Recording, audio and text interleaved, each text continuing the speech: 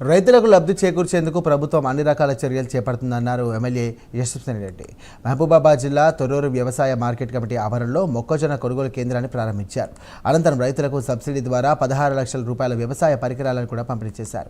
రైతులు పండించిన మొక్కజొన్నను దళారీ చేతుల్లో పెట్టి మోసపోకుండా పండించిన పంటకు గిట్టుబాటు ధర కల్పించేందుకు కూడా మొక్కజొన్న కొనుగోలు కేంద్రాలు ప్రారంభిస్తున్నామంటూ తెలియజేశారు. సీఎం రేవంత్ రెడ్డి రైతులను అన్ని విధాలుగా ఆదుకునేందుకు కూడా కృషి చేస్తున్నారని తెలియజేశారు. ఆమె 1600 1700 అంటున్నారు. మరి దాంతో పోల్చుకుంటే 2400 అనేది చాలా తేడా ఉంది.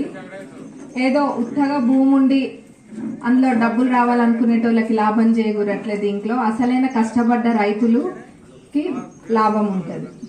అంతే కదా, 100 ఎకరాల ఉండి ఏదో పడ్డాయి అని అంటే వాళ్ళకి లాభం ఉంటుందో లేదో, ఎటు ఉంటే ఎట్లాంటి లాభమో అందరికీ కూడా తెలుసు, కానీ ఎవరు అనరు.